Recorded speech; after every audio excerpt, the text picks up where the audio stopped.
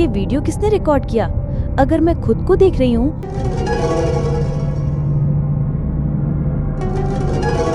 अचानक प्रतिबिंब ने मुस्कुराकर कहा,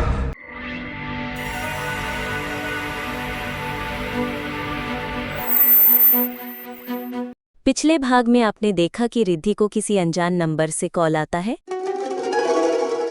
और ये कॉल रिद्धि को डर और उलझन में उलझा देती है। रिद्धि की बात को कोई सीरियसली नहीं ले रहा था। ऑफिस में सब उसकी मजाक उड़ा रहा था। पुलिस को भी रिद्धि की मोबाइल में कुछ नहीं मिला था। आखिर में रिद्धि को एक फुटेज मिलती है जिसमें उसने अपने बचपन को देखी थी। अब आगे। रिद्धि अब डर और जिज्ञासा के बीच फंसी थी। रिद्धि ने फिर से उस पेनड्राइव को खंगालना शुरू किया। पेनड्राइव में रिद्धि को और भी फुटेज मिली। रिद्धि ने फिर से खुद को अजीब हालत में देखा जो रिद्धि की तरफ खिंचा रहा था। उस पेन ड्राइव में जो फुटेज था वो ना सिर्फ डरावना था बल्कि असंभव था।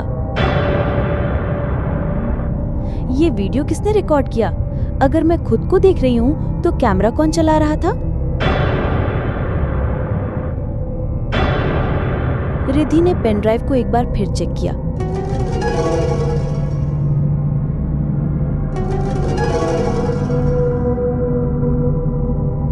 उसमें सिर्फ एक और फोल्डर था, नाम reflection_01। वो फोल्डर खोला, एक ही फाइल थी, do not open until midnight.mp4।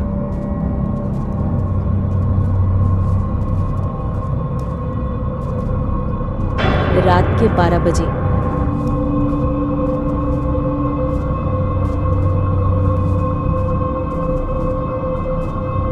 Riddhi ने डर के बावजूद प्ले किया। वीडियो में वो खुद एक कमरे में शीशे के सामने बैठी थी।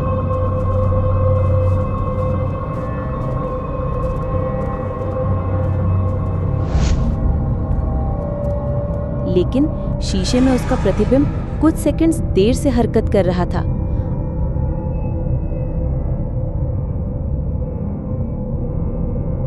अचानक प्रतिबिंब ने मुस्कुराकर कहा, तुम शायद मुझे भूल गए। मैं नहीं भूला। मैं वो हूँ जो तुमने भुला दिया था।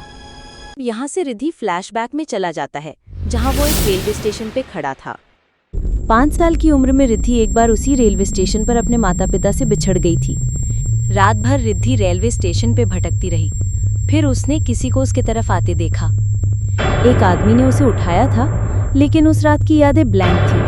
अब वो सब लौट रहा था। रिद्धि को एक पुराना झोला मिलता है। उसके अंदर वही कपड़े थे जो वो बचपन में पहना करती थी और खून से सना हुआ एक खिलौना। उसी झोले में एक नोट मिला। तुम मरी नहीं थी रिद्धि, लेकिन किसी और को तुम्हारी जगह मरना पड़ा था। रिद्धि फ्लैशबैक से बाहर आती है और शीशे के सामने होती है। रिद्धि शीशे के सामने खड़ी होती है। इस बार उसका प्रतिबिंब उससे पूछता है, अब तुम तय करो, सच्चाई को बाहर लाओगी या फिर मेरी तरह बंद रहोगी हमेशा के लिए। कमरा अंधेरे में डूब जाता है। अगले दिन पुलिस को उस कमरे में कोई नहीं मिला, बस वही पेन ड्राइव जिसमें अब कोई भी फाइल नहीं थी। क्या रिद्धि कभी सच को सामने ला पाएगी या फिर वो अब सिर्फ एक छवि बन चुकी है, प्रतिबिंब में कैद?